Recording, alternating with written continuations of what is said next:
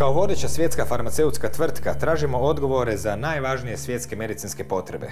Razvijamo proizvode kroz stroga testiranja u skladu s najvišim znanstvenim i etičkim standardima. Naše su 3 temeljne vrijednosti: čestitost, kvaliteta i uvažavanje ljudi. Takvim tvrdnjama sebe opisuje većina farmaceutskih tvrtki. Možda su nekada i bile istinite. Danas su tek reklamni slogan, prikladan vremenu u kojem na većini televizija svaka druga reklama reklamira neki lijek. Ako ne vjerujete, prebrojite sami. Nije nepoznato da su u farmaceutskoj industriji njezinim širenjem i jačanjem bila potrebna nova tržišta za razne nove lijekove. Stoga je svakojakim statistikama počela pretvarati i zdrave ljude u bolesne, pogotovo djecu koje je najlakše dati cjepivo protiv davno iskorijenjenih bolesti.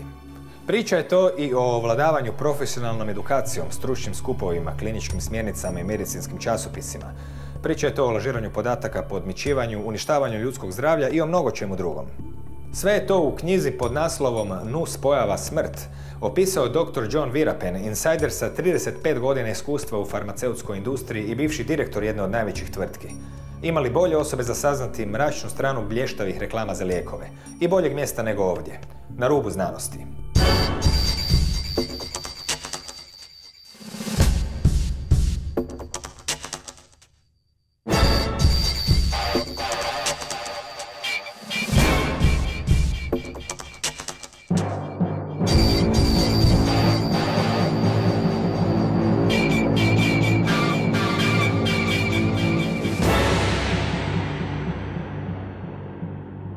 Dobro večer. Dr. Virapen, jedan je od bivših direktora farmaceutske tvrtke Lili sa više od 35 godina iskustva u farmaceutskoj industriji. Večeras je ovdje kao autor knjige Nuspojava Smrt, u kojoj je opisao sve mehanizme koje koristi farmaceutska industrija i koje je uostalom koristio i on sam. Neke čak izmislio. Dobro večer. Well, just to correct you a little bit, Chris, I worked for Lilly about 10 years, but I've been in the industry and worked for several other big players for 30 years plus. Kad smo već kod vaših biografskih podataka, opišite nam malo što ste radili u tvrtki Lili i predstavite nam uopće malo tu tvrtku, jer mnogi ljudi zapravo ne znaju omjer i veličinu, snagu svih igrača na tržištu. But first, let me tell you about how I started in the industry. And this was in 1968. I started as a salesman.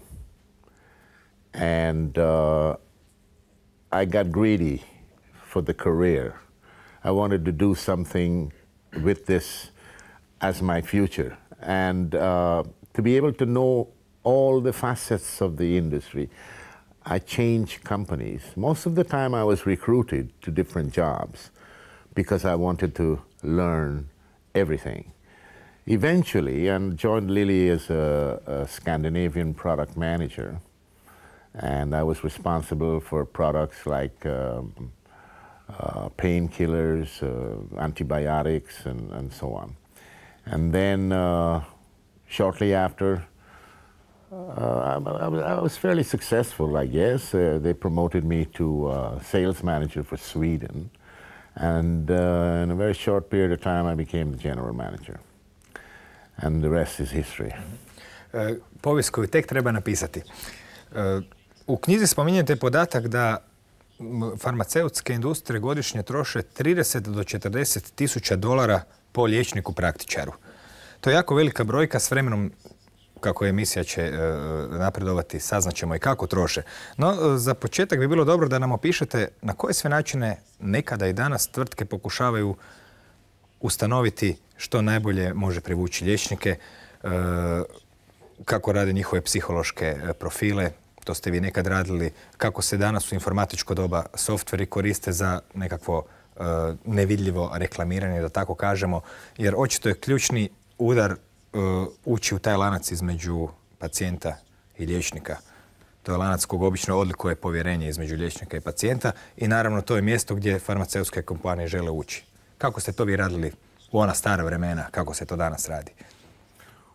Well, when I started as a salesman, I had my own little territory. I knew exactly how many doctors I had, and like I said, I was greedy for success. I had to succeed because I was a colored man working, trying to survive in a white man's world, put it that way. I was the first ever colored person as a salesman in the pharmaceutical industry in Scandinavia. S obzirom da ste ovu knjigu napisali, vjerojatno ćete biti zadnji. No, there are many more that have come since then, several of them. I employed one myself when I was the general manager. And trust me, I got a lot of stick for that because I'm not supposed to employ black people without proper permission from the big boys ahead. Anyway, I decided that if I'm going to sell anything to anybody, I got to know them. I got to know them like my brother or my uncle or whatever. So I set about myself to do profiling on the doctors, not all of them, but the ones who had patients, the one who could generate prescriptions to make my sales go up. And I did that by going out and socializing with them, finding out everything about the wife, if she's got blonde hair, her birthday, the children's birthday, which school they go to, what their social life was all about. And that is where I attacked.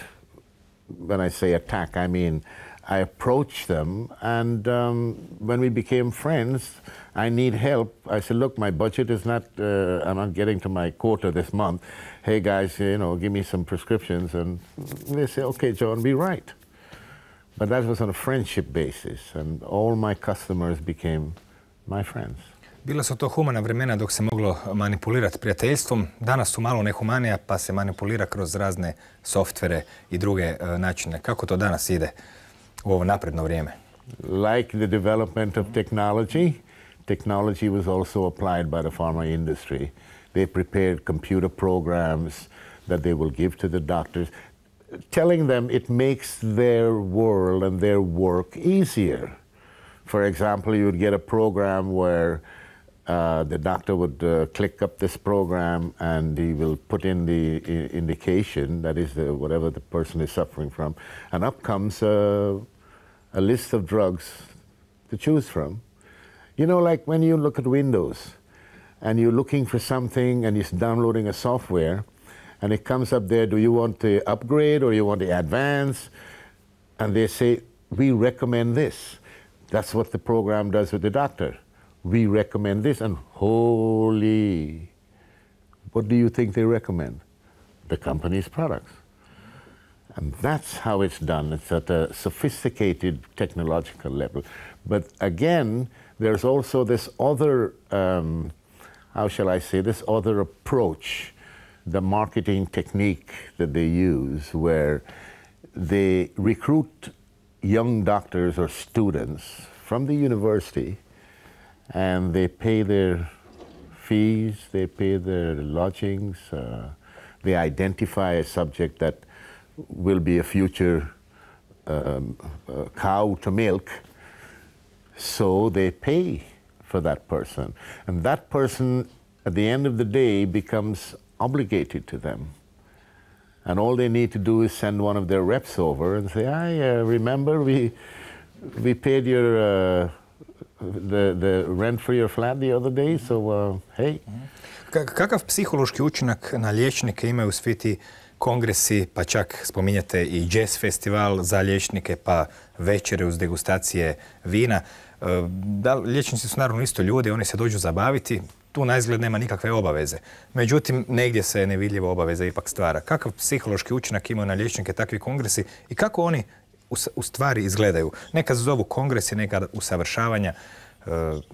U nekim tropskim krajevima su ponekad su možda u nekim koji su lijepi na neki drugi način. Što se tamo zbiva, koliko ima pravog usavršavanja, koliko ima zabave? Well, the conferences, let me separate the conferences from the social approach, like the jazz music and the jazz clubs and stuff like that. You eventually, when you profile your clients, you know what makes them tick. For example, we started a session in Sweden. One of my sales guys came up and said to me, he says, how about doing this? And I said, what? He says, well, the doctors, they live in a social level and they love to drink wine, and they pretend to be wine tasters.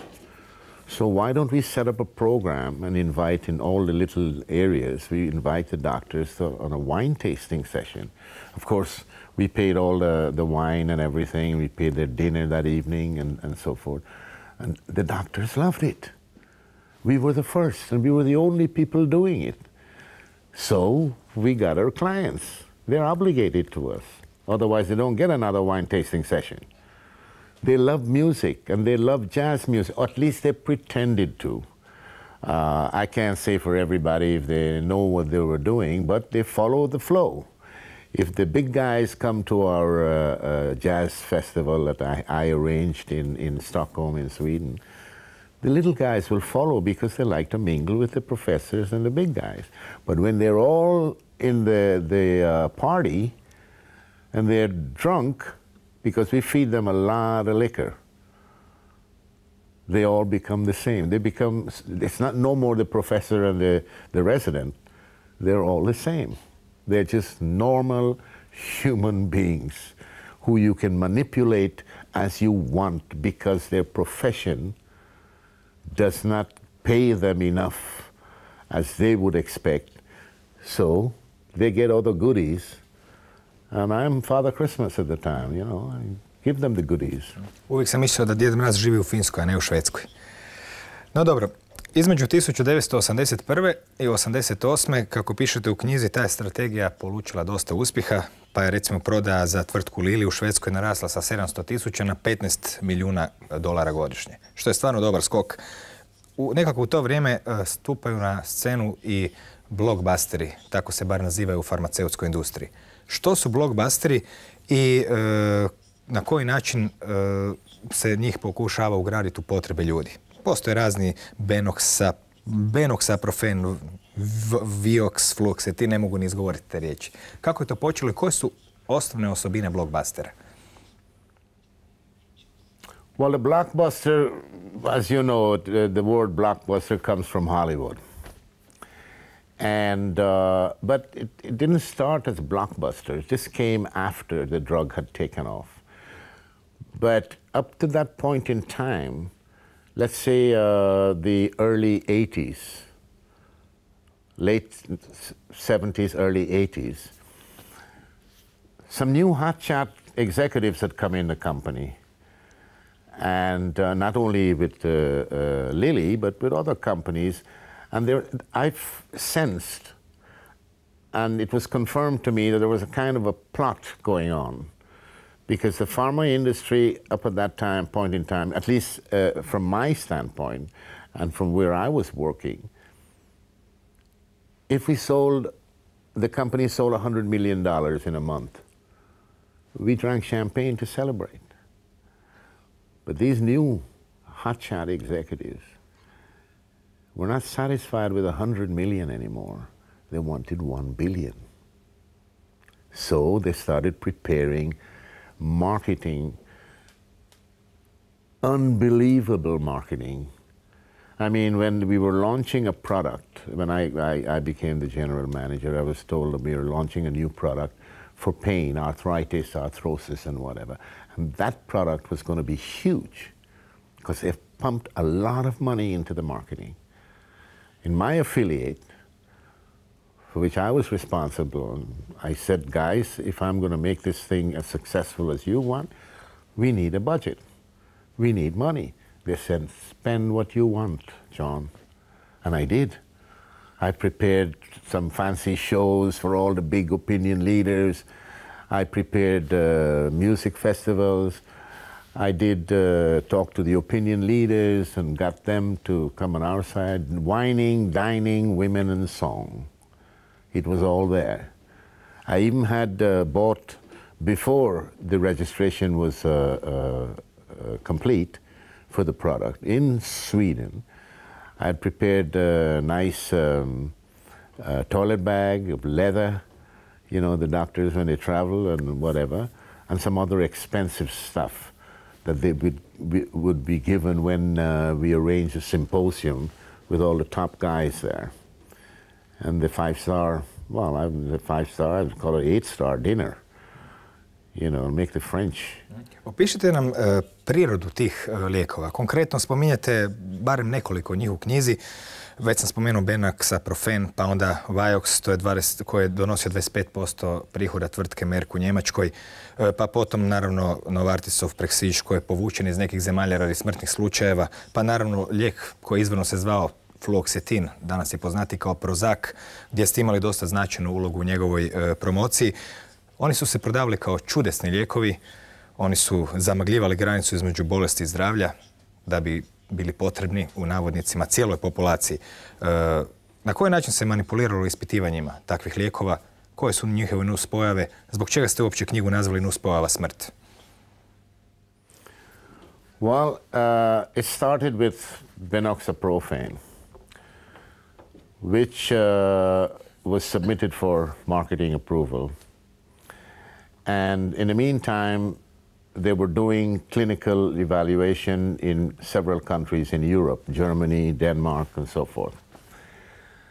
Then the product build-up, the marketing build-up was done by me and my guys, and we were expecting this thing to be really huge. The company really put a lot of money and effort in there. And they expected this to be, boom, it's going to just sweep the market. Anyway, I was on a plane coming from Rome on a training session I had down there. And I was pulled off the plane when it landed in Copenhagen before it went to Stockholm. They pulled me off and said, you have to go to the VIP room. I went there and I got a message saying, don't speak to any journalist or anyone for that matter when you come back. So I got back to Stockholm and I was wondering what's going on. There were journalists waiting outside of my office and so forth. I didn't speak to anybody. Then later I found out that they had pulled the drug off the market. It was selling in England and had just gotten registration in the US, but not in Sweden. And the reason for that was, I can't remember the exact number, but I think about 400 people died after a couple of months in England. So they pulled the drug off the market. And they told me nothing about what was going on. All I heard were reports coming from the other European countries that people were dying of this product, from this product. And, but I trusted them. I sincerely trusted the pharma industry when I worked with them. Then, after this incident with Benoxaprofen, I started to wonder and I started to look closer and I found things that really didn't fit with me. Now, when the drug was pulled off the market, Lilly didn't take the rap. They stuck it on a doctor. His name is Ian Shedden, an Englishman. They were fined $15,000 to $25,000, and that was it. No concern for the people who died. Nothing. And that made me angry. This guy paid a fine, which of course the company paid, and I've never heard of him, never heard from him before after that. He disappeared, which tells me, with my experience in life, he was paid off, and he probably is in some island somewhere with a couple of naked women and a lot of pina coladas, I suppose. I don't know for sure, but this is how you think when something like that happens. To je bio lijek koji je povučen. Danas u mnogim američkim filmovima možemo čuti psihijatra kako preporučuju lijek zvan Prozac, skoro kao bombone. Popijte Prozac da se malo bolje osjećate, da se malo dignute i ovo i takve stvari. Međutim, iznenađujuće, ali taj lijek Prozac koji bi trebao dizati ljude na neki način je povezan s njihovim samoubojstvom, a vi ste pak bili povezani sa tvari koja se zvala fluoksetin, koja je zapravo bila lijek, budući Prozac. Let me get back to Prozac, okay? The Benoxaprofen story stopped.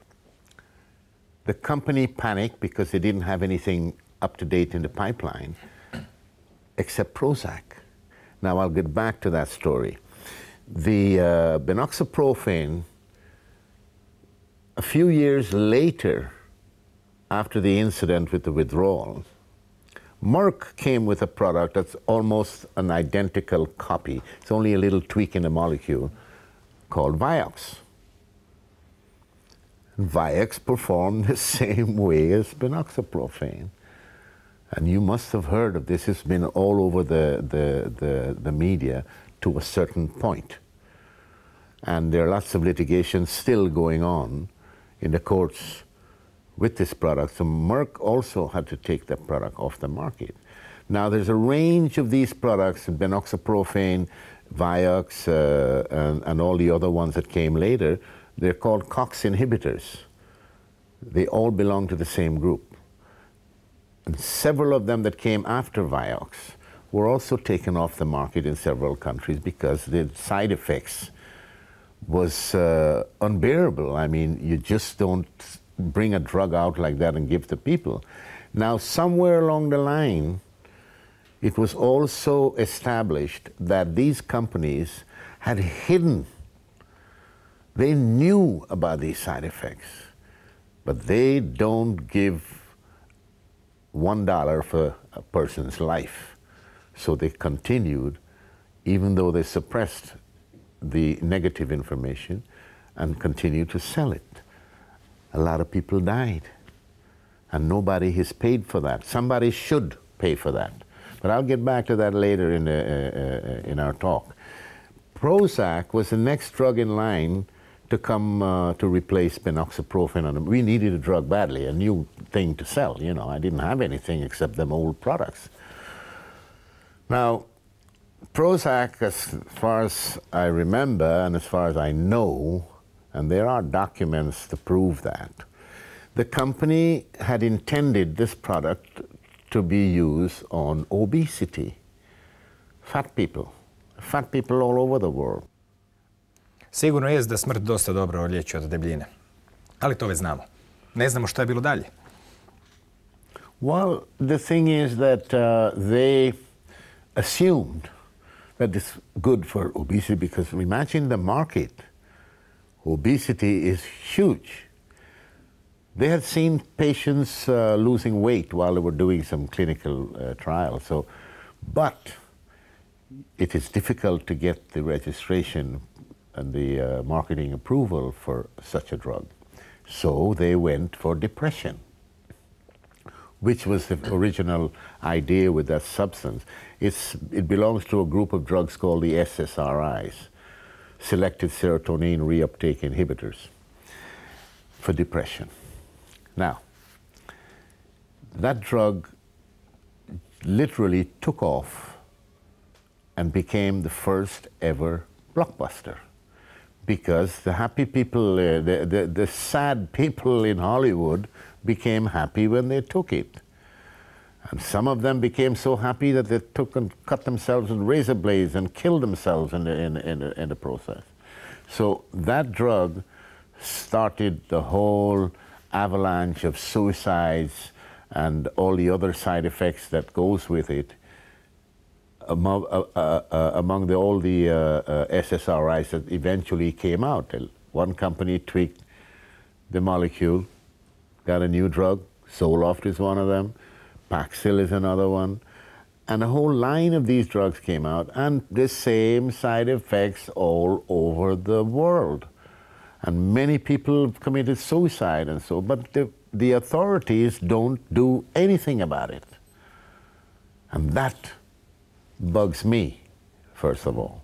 Zanimljivo je da lijek protiv depresije zapravo stvara ljude koji postaju samoubojice, ali mislim i smrt je neki lijek za depresiju, zar ne?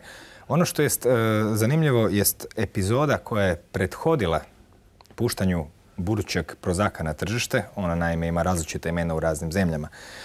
I sami ste sudjelovali u podmićivanju jednog od nezavisnih stručnjaka. Kako je to išlo? Ispričajte nam bar tu jednu priču. Do sad smo uglavnom samo slušali teoretska nagađanja da su neki ljudi i stručnjaci podmićeni. Međutim, to je eto primjer koji znate vi iz svog iskustva.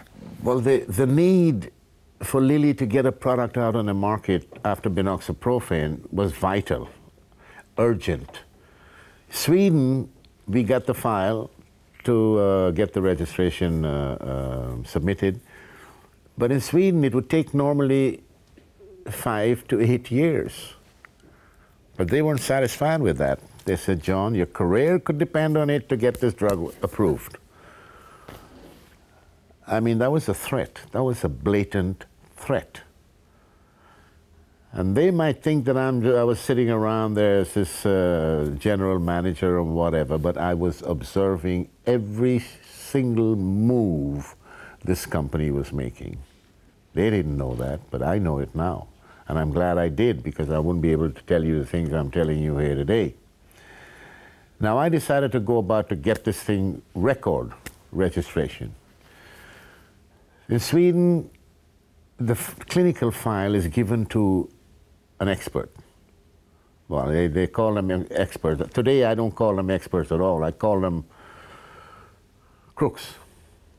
Anyway, this guy, when I told him about the product, I'd figure out which one of 5 people that could have done this job. I made a pitch at him, you know, he started to laugh. He says, that product is useless. It will never be registered. I said, oh my God, what's going to happen now? So I said, well, look, I need your help. I'd done my profiling on him, mind you, my little thing that I told you about before, and he befriended him. I knew he was interested in sailing. I went and read all about sailing just to accommodate the conversation with this man.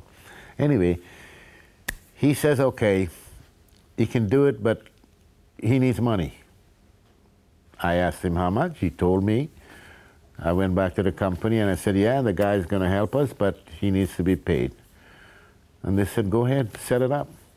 I set it up. He got paid. But there was another part of the deal where he was going to get a clinical evaluation, a long-term study on Prozac at his clinic, which meant that he was secure with salary for several years. That's a $1 million deal, which eventually never happened. Anyway, this guy, I sent my medical manager down to him, and they spent a night at a hotel, and the next day, and they went through everything. He showed her how to set up the file so that the board does not ask questions. Anyway, everything went well, the whole thing was submitted, but the Board of Health, they came to me 1 week and said, go and negotiate the price, because I had to go and negotiate the price with the government, which I did, and I got a very, very good price. Then, a week later, the board says, well, guys, we need a 5 milligram dose. You only got 20. The 5 milligram brings less side effects. All sorts of medical people started running into my office. They even threw me out of my office to sit and have their own meetings and whatever. Eventually, they said, no, we will not give you a 5 milligram tablet. And I said, well, here we go. That's the end of it. But my negotiating the price with the government became official. And they didn't care anymore about the dosage and the drug. They took the price and went all over the world and got a high price in all the big countries. Otherwise, if the 5 milligram had come out, they would have lost 75% of revenue, because the 5 milligram divided the price by 4, 75% was gone. So they said no. Then they decided to promote me. And I wondered why. Well, I'd always asked for a foreign assignment, because I was at the top where I was. I wasn't going anywhere. And they said, yeah, we have a job for you in Puerto Rico, director for Puerto Rico, Caribbean, one country in Central America, and so forth. And I said, yeah, I'll take it. And that was the trap I walked into. Tamo su vas znači otpustili jer su tamošnji zakoni bili omogućavali puno lakše otpuštanje. Kad smo već kod toga, zbog čega uopće sad sjedimo sa jednim bivšim direktorom farmaceutske industrije koji nam sve ovo priča? Mislim na vas. Što vas je promijenilo? Je li to samo bilo pitanje što vam je tvrtka dala otkaz ili su neke druge okolnosti utjecale na to da danas zapravo razotkrivate pozadinu farmaceutske politike? A lot of people have been asking me that question during the years. And they thought I was after revenge. In the beginning, I must say maybe there was such a feeling in me. But as I got more and more into this situation, it's impossible to have revenge against these people. I mean, I'm no David, but they are Goliath. And I decided to just tell my story. And the reason for telling my story is when my little son was born 6 years ago. When I saw him, and when I heard what had happened when he went to the pediatrician in Germany, the woman wanted to give him a vaccine.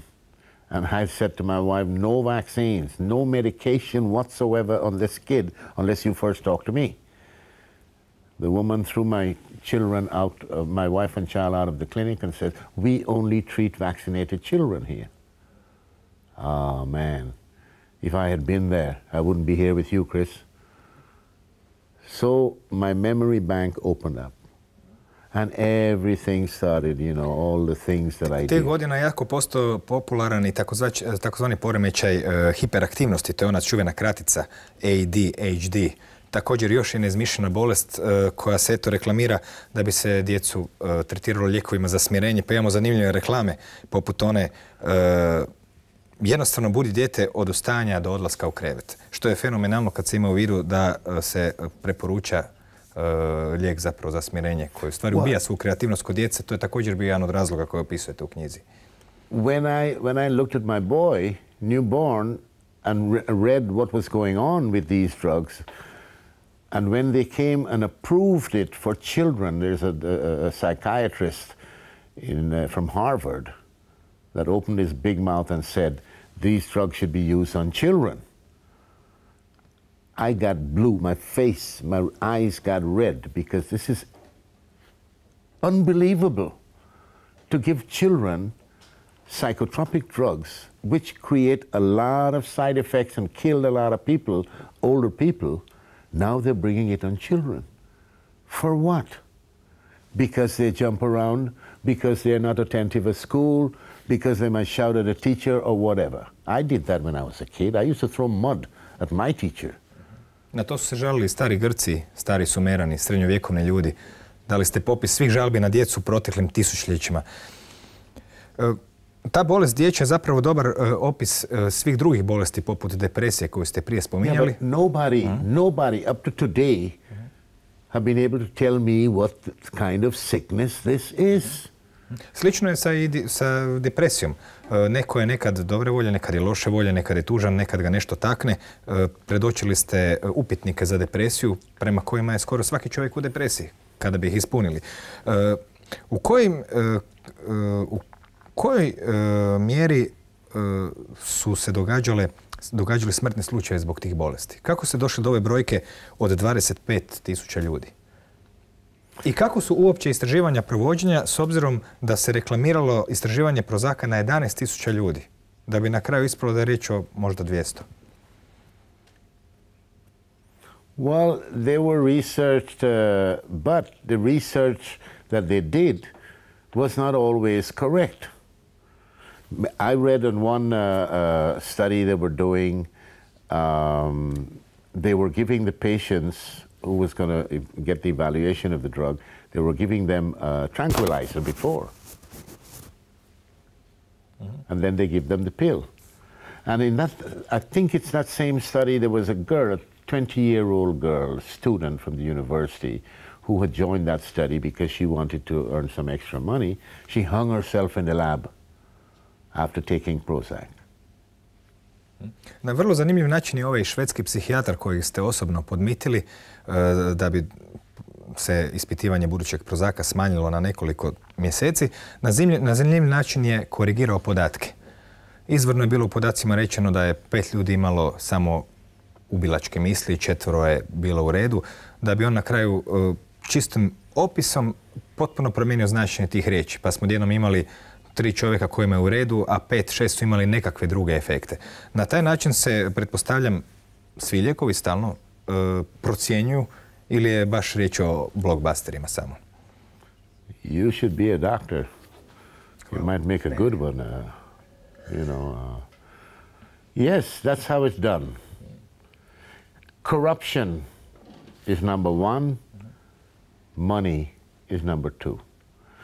And you can imagine, if you check the number of doses that have been used during the year of this product and multiply by the dollars for the price, it's a lot of money. And take the next product. I'm going to give you a product that you didn't put on your list over here. It's called Zyprexa. Imam ga na popisu. Okay, now Zyprexa is a neuroleptic. It's a family of the Prozac family and all of the other ones, Strattera and Zoloft and all of them. This Zyprexa was approved for schizophrenia. They went out and sold it for dementia, old people. That is illegal. Anyway, they were taken to court because some reports came out that they were hiding papers on side effects, which they did. It came out in the courts in Alaska. They were fined $1.4 billion. They paid, and they're still selling the drug. At the end of the month, the same time when this fine came out, they raised the price 11.5%. So you, the consumer, has to pay for the fine. And they still sell the drug. To je vrhunac ironije, pogotovo se primjećuje s kojom lakoćom će tvrtke platiti 36 milijuna kazni nakon što su u toj godini zaradile $1 milijardu. To je praktički ništa. Na koji način se kupuju takozvani opinion lideri, odnosno na hrvatskom stavotvoritelji? Tko su uopće oni i kakvu ulogu igraju? Dakle, kakvu ulogu igraju opinion lideri? Tko su ti ljudi i kako ih se kupuje? Well, the opinion leaders nowadays, and this is personal, this is from me, and I know many cases, the researchers are bought. Okay? The company comes to them and says, well, here's what we want you to do, and these are the results we want. Because they can write the protocols for a study to give them their desired results. And that's how it functions today. So researchers, you can't trust any of them anymore. The same guy I told you about that said that this Prozac should be used in children, he got a marketing letter written by a marketing expert that he just signs on Prozac, and he got over $90,000. Farmaceutske tvrtke sa lakoćom ulaze u medicinske časopise.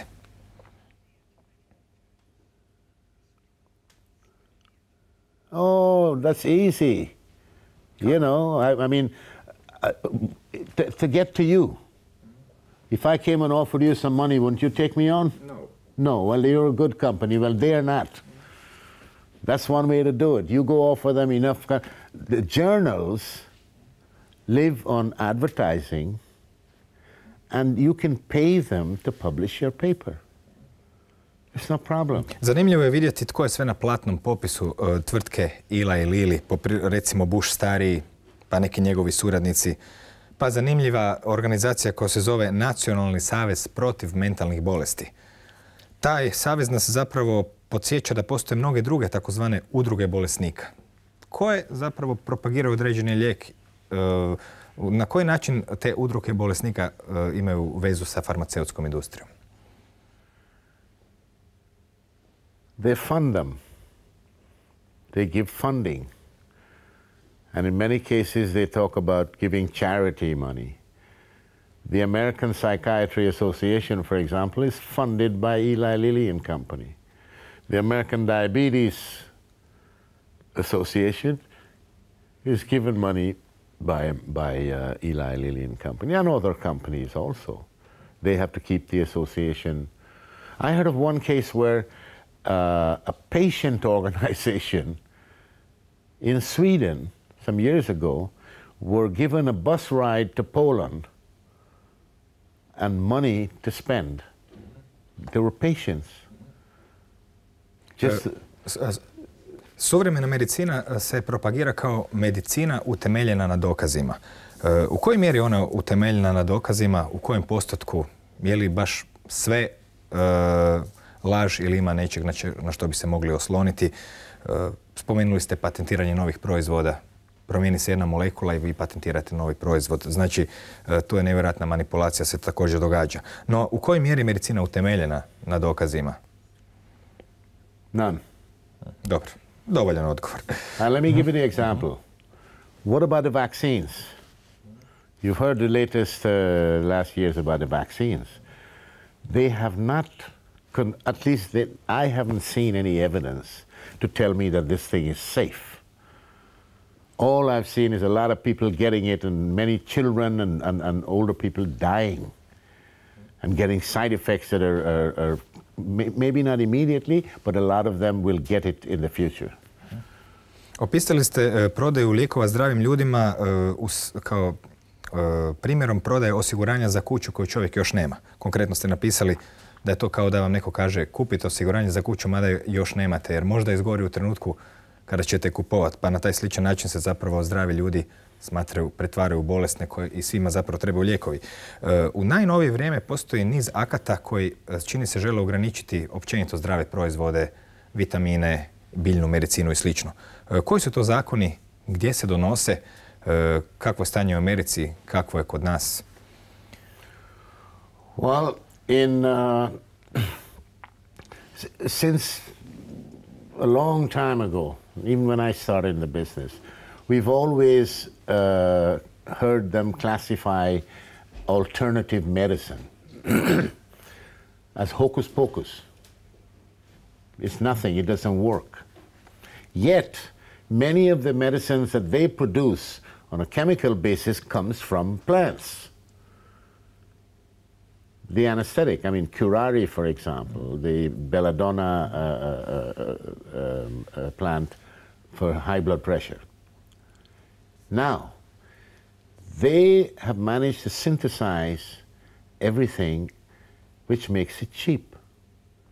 Chemical medicine is cheap to produce, and the profits are high because they say we spend so much money on research. Okay, when I joined Lilly in 1968, they told me that they spend $1 million a day on research. Now let's take $1 million and multiply it by 365. That's 365 million. Take 10 years, $3.6 billion. What do they have to show for it? Now you tell me, Chris, you seem to be well versed in this area right now. Of course, you got to do your homework if you're going to talk to me. But tell me if you know one drug in the last 50 years that has cured anything. Osobno ne znam jer ne konzumiram lijekove, a prestao sam baš zato jer sam shvatio prije 15 godina da mi nikad nijedan lijek nije nešto izliječio. To je moje osobno iskustvo, pa možda je to odgovor. No dobro, sad smo zamijenili uloge, ako imate još koje pitanje za mene, možete ga postaviti.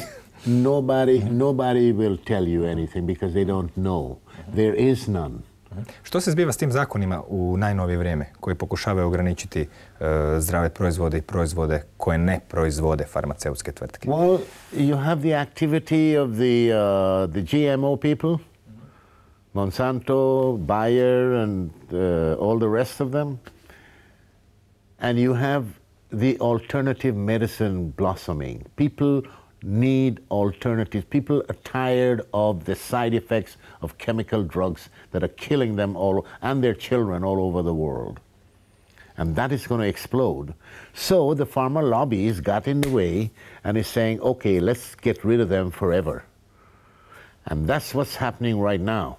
They're closing out, for example, in America, the new law that came, this bill that came 2 weeks ago, I think, where they're forbidding you from growing your own foods. The European Union with these little bureaucrats in their monkey suits running around in Brussels are making a decision that herbal medicine and everything else cannot be used as medicine or called medicine anymore. They're foods. They've already banned vitamins. You can't buy vitamins over the counter like you buy all the other chemical, I don't want to use the word on television, but you know what I mean. That's how it is. So when they close that out altogether, all of us are going to be taking chemicals for the rest of our lives. And you know, when a chemical goes into the organism, which is your body, it creates destruction. It's the quick fix. That's all. Alternative medicine might take a longer time. That's why people are running in hope now. And I've seen this for the last 6, 7, 8 months. Everywhere I go, when I speak, people are coming up and they're asking, what's going to happen? I don't know. I don't want to stop and let me make this very clear. I don't want to bring the pharma industry down. We need them. There are lots of stuff that they have out there that we can use, but why not integrate? Koje, na primjer? Što je ono dobro iz medicinske industrije, što nam treba i što smatrate da bi trebalo u idealnoj situaciji ostati? Medicines for emergency care, for example. The anesthetic. We need the surgeons. We need surgery. For somebody in a car crash, you broke a limb or something, that kind of stuff we need. We don't need the antidepressants that are killing people. If they find something that doesn't have the side effects, fine, and that it works. We don't need the Vioxx and the other drugs of its kind. Look, diabetics. They say they came out with human insulin in 1980 or early 80s. I remember I launched the Lilly insulin in Sweden. They called it human insulin. Everybody went crazy. Yeah, we finally have human insulin. The doctors all over the world, they changed their patients from animal insulin overnight. I asked the company, I said, look, what's going to happen if the patients who take animal insulin can't take the human insulin? Oh, they say we will always produce, we will always have for them. 2 years ago, they closed all the factories. Zanimljivo je što su autori životinjskog inzulina 30. godina koji su dobili Nobelovu nagradu taj svoj patent poklonili ljudima za $1.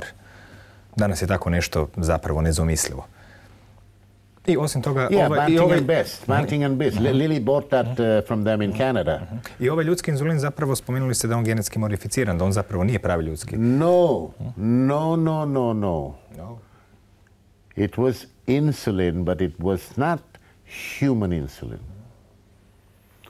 They later genetically engineered E. coli bacteria to produce a molecule, insulin molecule, that looks like the human insulin, but it is not human insulin. As a matter of fact, that insulin is the first ever genetically engineered product on the market. Je li životinjski inzulin bio bolji nego taj takozvani ljudski inzulin? In many cases, a lot of people are now saying that they felt better with the animal insulin than they do with the gene-manipulated insulin. Because they, at the time when this thing was registered, they had no long-term studies to show how safe it was.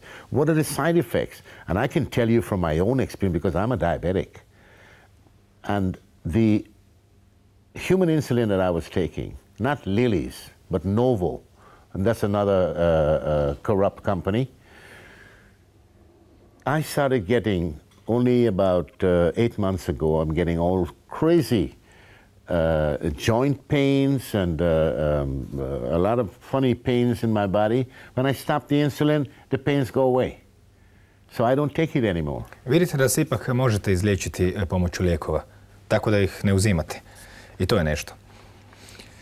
U svakom slučaju, hvala vam na ovom razgovoru. Činjenica je da sam i sam u proteklim tjednima i mjesecima na nekim televizijskim programima brojao, pa je ispalo doista da svaka druga reklama reklamira neki lijek. Što je nevjerojatna brojka, jer zar zaista ljudi ne mogu živjeti bez tolike količine lijekova? To je uvijek bilo pitanje. U samom slučaju, hvala vam na gostovanju. Hvala dakle doktoru Johnu Virapenu. Postoji inače jedan zajednički izraz kojim se opisuje farmaceutska industrija. Taj engleski izraz glasi Big Pharma. Velika farma, rekli bismo mi na hrvatskom. I doista, iz perspektive tih tvrtki, čini se da svijet vide upravo kao farmu. A ljude naravno sukladno tome. Pa evo dobro, da smo uopće doživjeli 21. stoljeće bez svih tih lijekova koji nisu bili dostupni našim nesretnim prethodnicima u prethodnim stoljećima. I kad se bolje razmisli, možda je zapravo najbolje sve ih ubaciti u jednu keramičku posudu i potom povući vodu. Naime, kaže se da na kraju uvijek sve padne na svoje mjesto. Laku noć.